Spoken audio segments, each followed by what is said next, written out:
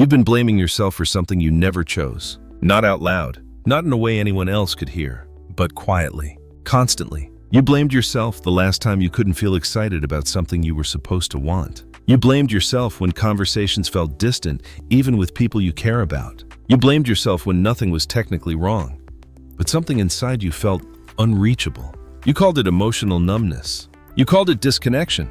You called it weakness, because that was the only explanation that made sense. If you couldn't feel fully alive inside your own life, then it had to be your fault. That's what you told yourself. You told yourself you needed to try harder, be more grateful, be more present, be stronger. And when those things didn't work, you blamed yourself even more. You watched other people laugh easily, connect easily, exist easily, and you wondered what they had that you didn't. You wondered when you became someone who had to fake presence, when you became someone who had to simulate emotions instead of naturally feeling them. You didn't remember choosing this. You only remembered noticing it, noticing the distance, noticing the flatness, noticing the quiet absence of something you couldn't name. And the worst part wasn't the disconnection itself. It was what you made it mean about you. You made it mean you were broken. You made it mean you were defective. You made it mean there was something fundamentally wrong with the way you exist. Because if everyone else could feel, and you couldn't, the problem had to be you. That belief settled deep, became automatic, invisible. You stopped questioning it. You just carried it, like a private diagnosis no one else could see. But there's something you haven't considered, something that changes everything. What if this wasn't a failure of who you are, but a consequence of what you had to survive? You didn't just feel disconnected, you felt responsible for it. That was the part no one saw. Not the numbness itself, but the guilt that followed it. You tried to fix it quietly. You told yourself you just needed to be more intentional. So you forced yourself to engage more. You said yes when you wanted to withdraw. You smiled when you felt nothing behind it. You stayed present in conversations while something inside you stayed far away. You hoped that if you acted connected long enough, eventually it would become real again. But it didn't. It only made you more aware of the distance, more aware of the effort it took just to appear normal.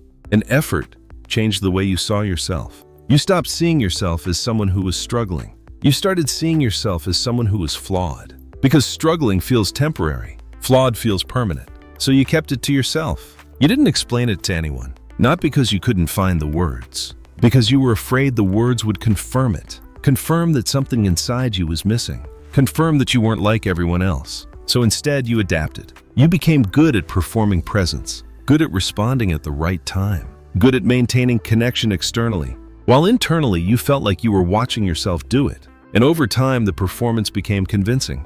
Convincing enough that even you believed it. You believed that if you just tried harder, you could fix whatever was wrong with you. But you never stopped to ask a different question. Not, why am I like this? But, why did I have to become this way in the first place? The most dangerous part wasn't the disconnection. It was the meaning you gave it. Because once you decided it was your fault, everything you felt became evidence against you. Every moment of hesitation meant you were weak. Every moment of numbness meant you were broken. Every moment of distance meant you were failing at being human the way everyone else seemed to do so naturally. You didn't see adaptation. You saw defect. And defect feels personal. It feels permanent. It feels like something rooted in your character, not something shaped by your environment. So you turned inward.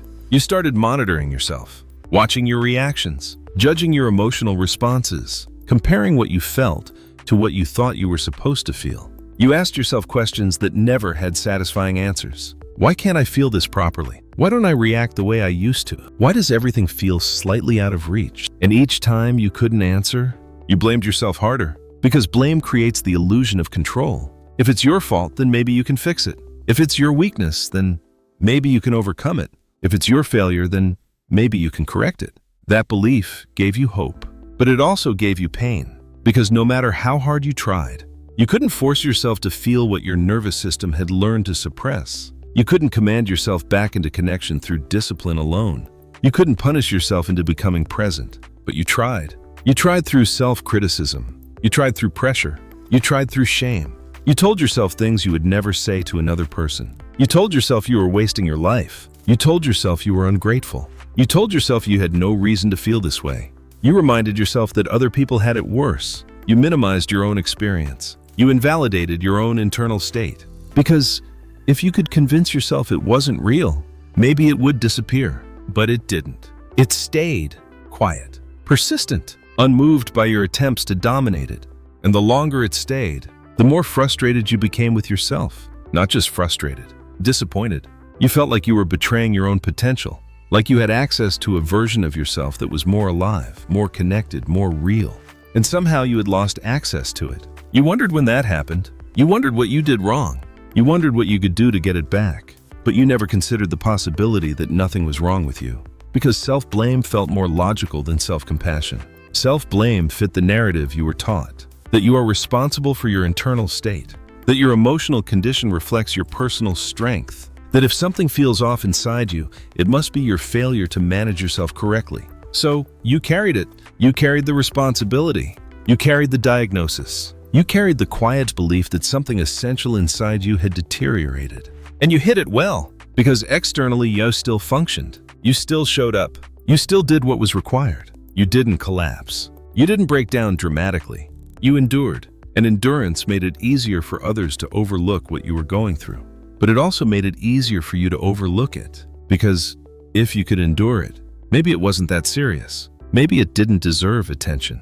Maybe you didn't deserve attention. So you normalized it. You normalized the distance. You normalized the numbness. You normalized the quiet sense of being slightly outside your own experience, until it stopped feeling like a condition and started feeling like identity. You began to believe, this is just who I am now. Someone less emotional, someone less connected, someone less alive internally. And once that belief takes hold, it changes the way you see your entire past. You stop remembering yourself as someone who was once deeply present. You start remembering yourself as someone who was always slightly removed. You rewrite your own story, not based on truth, based on adaptation. And adaptation doesn't ask for permission.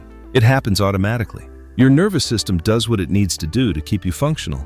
But your mind looks for meaning. And when your mind can't find a clear cause, it chooses the simplest explanation. Me. I am the problem. That conclusion feels clean, definitive, final. But it also traps you, because you can't escape yourself. If you are the problem, you are also the prison. And that belief becomes heavier over time, heavier than the disconnection itself. Because disconnection is an experience, but self-blame becomes identity. You don't just feel disconnected, you become someone who believes they deserve to feel disconnected. Someone who believes they caused it. Someone who believes they are responsible for their own absence. And that belief is where the real damage happens. Not in the adaptation itself, but in the story you told yourself about why it happened. A story where you were the cause. A story where you were the failure. A story where you were the one who broke something that could never be repaired. But there is something about that story that was never fully true. Something you couldn't see at the time. Because when you're inside survival, you don't question survival. You only question yourself. There's something you were never taught to consider. Not because it wasn't true, but because it would have changed how you saw yourself. You didn't create this disconnection. You responded to something consistent, something repeated, something your nervous system learned from. Because your nervous system doesn't randomly decide to withdraw from you. It withdraws when staying fully open becomes too costly, too overwhelming, too unsafe. Not unsafe in a dramatic sense, unsafe in a subtle sense. Unsafe in environments where slowing down wasn't allowed. Unsafe in environments where emotional presence interfered with performance. Unsafe in environments where being fully connected made you less efficient. So your system adjusted, quietly, intelligently, without asking for your permission. It reduced sensitivity. It created distance, not to harm you, to help you continue. Think about how many times you had to keep going when something inside you wanted to stop. How many times you had to override exhaustion, override confusion, override emotional signals that didn't fit the moment. You couldn't collapse. You couldn't pause indefinitely. You couldn't withdraw completely. You had responsibilities, expectations, momentum. So your system found a solution. It allowed you to move forward without requiring full emotional participation. That's what disconnection is. It is not absence. It's reduction. Reduction of internal friction. Reduction of emotional interference. Reduction of signals that might slow you down. Because slowing down wasn't always an option. You learned to continue, even when continuing meant leaving parts of yourself behind temporarily. Temporarily became repeatedly. Repeatedly became permanently. Not because it was meant to be permanent, because it worked. It allowed you to function. and functioning became the priority. No one teaches you how to stay connected in environments that reward disconnection. No one teaches you how to remain internally present while externally adapting. They teach you how to cope, how to endure, how to maintain. They teach you how to survive. And survival requires compromise. Sometimes the compromise is time. Sometimes the compromise is energy. Sometimes the compromise is connection with yourself. You didn't invent this compromise. You inherited it from expectations, from pressure, from pace, from environments that valued consistency more than internal alignment. And because the adaptation was effective, you didn't question it. You trusted it. You trusted the version of you that could keep moving, even if moving required distance. This is why blaming yourself was never accurate. You weren't choosing disconnection. You were responding to conditions. Conditions that required stability. Conditions that required performance. Conditions that didn't pause to ask whether you still felt like yourself inside them. Your nervous system doesn't prioritize authenticity. It prioritizes survival. And survival often means becoming less sensitive to things that can't be processed in real time. Less sensitive doesn't mean less human. It means more adapted. Adapted to pressure. Adapted to expectation. Adapted to environments that demanded continuity. You didn't fail to stay connected. You succeeded at staying functional. You succeeded at maintaining your life. You succeeded at meeting demands. You succeeded at being someone others could rely on, even when that reliability required personal distance. That's not weakness. That's intelligence. Biological intelligence. Psychological intelligence. The kind of intelligence that keeps you operational under stress. But intelligence can be misunderstood, especially when it hides itself. You didn't see adaptation. You saw absence. You didn't see protection. You saw defect, because no one explained what adaptation feels like from the inside. Adaptation doesn't feel heroic. It feels empty. Adaptation doesn't feel strong. It feels numb. Adaptation doesn't feel like survival. It feels like loss. Loss of intensity. Loss of immediacy. Loss of internal contact. But the loss wasn't random. It was strategic. Strategic in a way you didn't consciously design. Strategic in a way your nervous system executed automatically. To keep you moving. To keep you stable. To keep you alive within the version of life you were living. You weren't choosing distance because you wanted distance. You were creating distance because it allowed you to continue. Without distance, you might have collapsed. Without distance, you might have been overwhelmed. Without distance, you might not have been able to maintain everything you needed to maintain. Distance wasn't the problem. Distance was the solution. A temporary solution that lasted longer than anyone expected, including you. This is the truth most people never hear. You didn't disconnect because you were weak. You disconnected because you were strong enough to survive by adapting. Your system found a way, even if that way required reducing access to yourself. Even if that way required sacrificing presence. Even if that way required becoming someone who could function without fully feeling everything that functioning required. And once you understand that, something begins to shift. Not in your environment, not in your responsibilities, in how you see yourself. Because the story changes. The story is no longer, I broke myself. The story becomes, I adapted to survive. And adaptation was never something you needed to apologize for. It was something you needed to do. At the time, even if no one told you what it would eventually cost. There is a moment when everything you believed about yourself begins to fracture. Not loudly, not dramatically, quietly, internally. A moment when you realize, maybe this wasn't damage. Maybe this was protection. Because broken things don't protect themselves. Broken things collapse. Broken things stop functioning. But you didn't collapse. You continued. You showed up. You carried responsibilities. You maintained relationships. You endured environments that required more from you than they gave back. You adapted. And adaptation is not what broken systems do. Adaptation is what intelligent systems do. This is the part that changes everything. You didn't lose connection because you were incapable of holding it. You reduced connection because holding it fully would have overwhelmed you. You reduced connection because staying completely open would have made survival harder. You reduced connection because your system chose stability over intensity. Not consciously, automatically, without asking whether you would later blame yourself for it. Because your nervous system doesn't care about your future self-image. It cares about your immediate survival. And in the environments you lived through, distance was safer than exposure. Numbness was safer than overload. Functionality was safer than collapse. You weren't weak. You were efficient. Efficient at continuing. Efficient at carrying weight. efficient at existing inside conditions that didn't always make space for your full emotional presence. And efficiency has a cost, not a moral cost, not a personal failure, a biological cost. When your system reduces emotional intensity to keep you operational, it doesn't selectively reduce pain. It reduces everything. It reduces joy. It reduces excitement. It reduces spontaneity. It reduces the depth of your internal experience. Not because you didn't deserve those things, because your system prioritized stability over depth. Stability was the priority, because stability kept your life intact. This is why trying to blame yourself never worked, because there was nothing to fix. You weren't malfunctioning. You were responding to pressure, responding to pace, responding to environments that required endurance more than presence. Your disconnection wasn't a mistake. It was a strategy that allowed you to remain functional inside conditions that didn't allow you to slow down enough to fully process them. And the moment you see that, the shame begins to weaken. Because shame depends on the belief that you caused your own suffering. But what if you didn't cause it? What if you responded to it? What if you became who you needed to become to survive it? That question changes the emotional landscape entirely.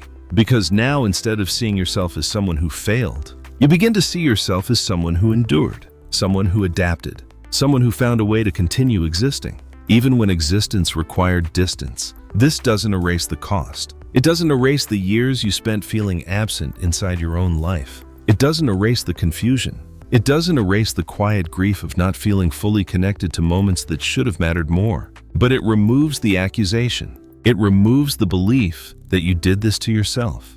You didn't betray yourself. You protected yourself, even if you didn't realize it at the time. Even if protection eventually became limitation. Because protection is never meant to be permanent. Protection is meant to be temporary. But temporary adaptations can become permanent patterns. When no one tells you it's safe to come back, and no one told you that disconnection wasn't proof of your weakness. It was proof of your survival. No one told you that numbness wasn't absence. It was armor. No one told you that distance wasn't failure. It was protection. So you assumed the worst. You assumed the problem was you. But the truth was always more complicated than that, and more forgiving. You were never broken. You were never defective. You were someone whose nervous system made a decision to keep you functional, even if that decision required leaving parts of yourself in the background. Not forever, just long enough to survive. And maybe long enough for you to one day understand why. When you see this clearly for the first time, something inside you doesn't explode. It softens, not all at once,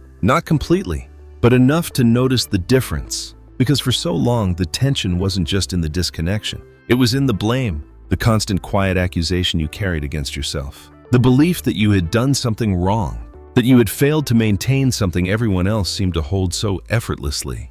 And blame is heavy, heavier than numbness, heavier than distance. Because numbness is an experience. Blame is a verdict you repeated to yourself over and over again, until it stopped sounding like a thought and started sounding like truth. But now that truth begins to fracture, you start to see the context, you start to see the pressure, you start to see the environment that shaped the version of you who needed to disconnect in order to continue. And when you see the environment, it becomes harder to hate yourself for adapting to it. Because adaptation isn't betrayal, it's intelligence. It's your system doing exactly what it was designed to do. Protect you. Preserve you, allow you to function inside conditions that didn't pause to care how they affected you internally. You weren't given the option to stop everything and reconnect. You weren't given the option to pause indefinitely. Life kept moving, and you moved with it, even if moving meant carrying a version of yourself that felt incomplete, even if moving meant learning how to exist at a distance from your own emotional center. You didn't choose that lightly. You chose that because it worked, because it allowed you to survive moments that might have otherwise overwhelmed you, because it allowed you to remain someone others could rely on, because it allowed you to keep going. And there is something profoundly human about that. Not weak, not defective, human. Because every nervous system adapts. Every nervous system learns from experience. Every nervous system makes adjustments to preserve stability. Yours did the same. And now, for the first time, you can begin to see it without judgment. Without immediately turning against yourself, without immediately assuming personal failure. You can see the distance and understand where it came from, not as evidence of who you are, but as evidence of what you went through. And that distinction matters, because when you stop seeing disconnection as identity, it stops defining you. It becomes something you experienced, not something you are, something your system created, not something your character caused. And in that space, blame begins to loosen, not disappear completely, but loosen enough that you can breathe without carrying the same weight. Loosen enough that you can stop fighting yourself. Loosen enough that you can exist without constantly trying to fix something that was never broken in the first place. You begin to realize you weren't the enemy. You were the one who endured. You were the one who adapted. You were the one who stayed, even when staying required distance, even when staying required numbness, even when staying required becoming someone you didn't fully recognize anymore. You stayed, and that matters, because it means something inside you never gave up. Something inside you never stopped trying to protect you. Even when protection felt like loss, even when protection felt like absence, even when protection felt like becoming someone else. It was never trying to erase you. It was trying to preserve you until something changed, until you could see, until you could understand, until you could stop blaming yourself for surviving the only way you knew how. For a long time, you thought the disconnection meant something was wrong with you. You thought it meant you had lost something essential, something permanent, something you would never get back. But now you can see it differently, not as a failure, as a response, not as damage, as protection. Because the version of you who disconnected was the version of you who stayed functional, stayed reliable, stayed present enough to continue living, even when something inside you needed distance to survive what it couldn't yet process. You didn't abandon yourself. You preserved yourself in the only way your system knew how. And maybe that changes how you see everything. Because if this wasn't weakness, then maybe it wasn't something you needed to fix. Maybe it was something you needed to understand. Not judge, not rush to undo, just understand. Because understanding removes the accusation. Understanding removes the quiet violence of self-blame. Understanding allows you to see yourself with the same compassion you've always given to others, but never to yourself. And when that happens, something else begins to emerge. Not immediately, not dramatically, quietly. A question. If disconnection was never your failure, if numbness was never your defect, if distance was never your fault, then maybe it was never random. Maybe it had a purpose. Maybe it was protecting you from something you didn't even realize was affecting you. Maybe the distance wasn't the real problem. Maybe it was the solution to something deeper, something you haven't fully seen yet, something that was shaping you, long before you ever learned to blame yourself for it. And once you start seeing that, you can't unsee it.